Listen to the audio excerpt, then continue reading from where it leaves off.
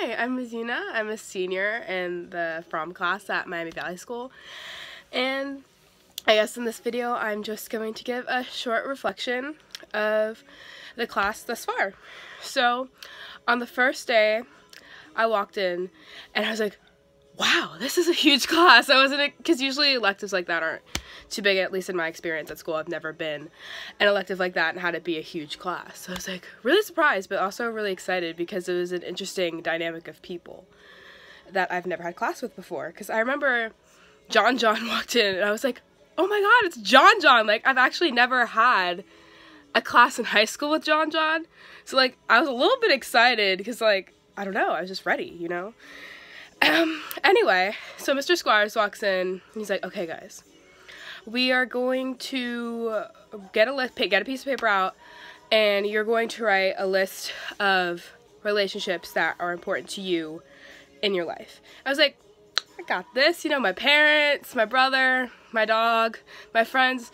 And Mr. Squires like, yeah, you need 10 or 15. I was like, 10 to 15? I don't know that many people. He's like, no, not our relationships are with people. I was like, oh yeah, that's true. Like, I just thought of teachers, which is people, but still, like, you know, like your relationships with like your phone, even though that's not always a good one, but it's still a relationship you have with people. But relationships are also physical things, like your relationship with nature is an example.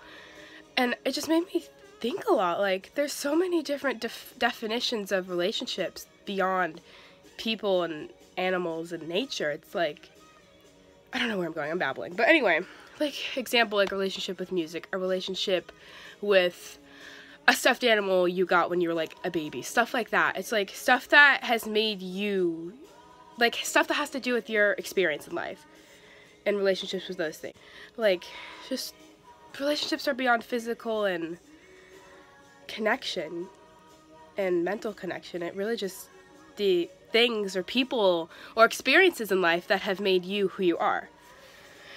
So that was basically week one. We started talking about relationships, and that was the main thing.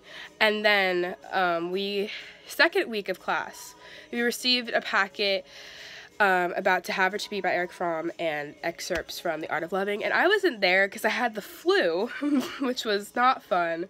But what I have heard from people is that the majority of the packet was about the having mode and the being mode of living. So basically what I got from that when I got back to class was basically the having mode is like trying to acquire as much for your personal needs. Like, for example, there's a having mode of learning. Like, you show up to class and all you want to do is memorize, do well in the assignment, get an A, and you're done. You're not in the moment. You're not there just to truly, like, the essence of school is to learn, right? And like, you want to gain knowledge so you don't walk through the world being ignorant. But the having mode isn't exactly like that. You get your flashcards out, you memorize, get the A on the test because you memorize it, spit it back out. But that's not what learning is. Learning is so much more than that. And that's what I think this class encapsulates, but I'll get to that a little later.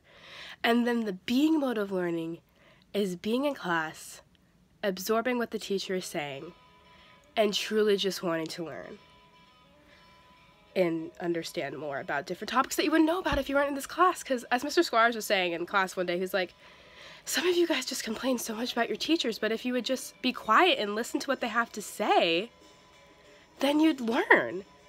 Like, what have you done? You haven't gone to college. Like, you need to just listen because they have so many life experience and wisdom to give to you about a subject that they're clearly passionate about. They wouldn't be a teacher here if they weren't passionate about it. Just simply being in the moment and learning and listening, and that's, you can't be a global citizen and a lifelong learner if you're not there to just truly learn and listen. That's the essence of learning, is to be, in a way. Then after that packet, oh yeah, and that packet was the loving thing. And I think, what my favorite thing about that packet that I read, there's no true definition of love.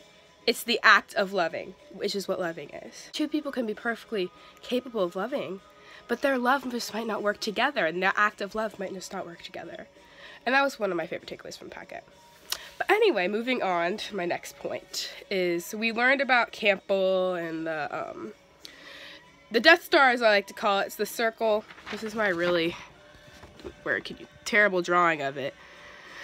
So there's the circle of consciousness, your line of subconscious, your ego box, as we like to call it, or your experience, your heart, yourself, which is a little tiny dot in your shadow, which is the unconscious subconscious experiences that make you who you are. So like who your parents are, where you live, stuff out of your control, your subconscious state of being, which can feed into your conscious state of being. It gets a little psychedelic, it gets complicated, but most of us know what it is already.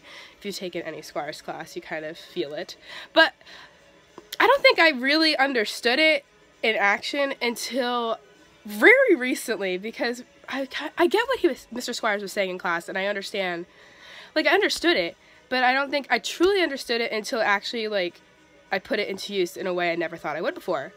So I was recently, this weekend, I was at an interview for college and for a scholarship, like a really big important scholarship, and one of the questions I was asked, which I didn't expect but was a really good question, was, what is the definition of diversity in your own words? And the first thing I thought of was the Campbell's circle thing, and I was like, wow, like, I was just like, whoa. To me, diversity is being able to take the subconscious lens and being able to see others for themselves and treat others who are different than you with respect and not deny them just because their experiences in life and they are different than you. Being able to listen truly to people and to be and to breathe with them. Back in my mind, I'm like, Mr. Squires prepared me so well for this interview and I didn't even know it at the time. And I just appreciate learning that so much. Which has to kind of do with the packet that Mr. Squires also showed us, which we also read in class together, which was called Knowing Beyond Knowing.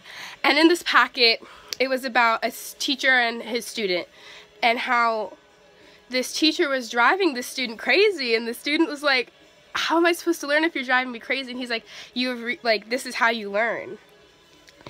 Like, I push you so hard to where you think you can't learn, and that's the final push to get you to truly learn and to that being mode of learning. And immediately when I read that, I thought of Dr. Birdie, because Dr. Birdie's classes are so hard and she pushes you to where you think you can't do it, and then we get to that point, you literally get an A on a test or like on a lab report, and you're like, what happened? And she's like, I gave you the tools to do it on your own. And that's truly what makes a good teacher. And I think the class dynamic also, like, Mr. Squires really embodies this, because I think the class dynamic is just amazing. Like, where Jackson's on the guitar, there's people in the class who aren't even there, and I think I couldn't imagine the class any other way, because personally for me, I like the background music. I feel like, as you can see, I have music on right now. I feel like I learn way better when there's some background music going on, and it's just soothing. And it's soothing with the class, and it fits with the class, and I don't know, there's just something about it that's kind of, I don't know if this is cliche, but I'm going to say it anyway, it's kind of magical. And I literally thought David and Eden were in the class. Like, I had no idea. Like, I just assumed they were in it. And then Mr. Squires said they weren't, and I was like, oh. I literally could not imagine it any other way. And I think whoever did the scheduling did a good job, because I just think the people in that class just truly want to be there and want to learn and be in that being mode of living. So, I don't know. That's my takeaway so far. It might sound, I don't know, all over the place, because I was just very passionate talking about it. But yeah, that's my reflections from Fromm so far, and I hope I did a good job explaining.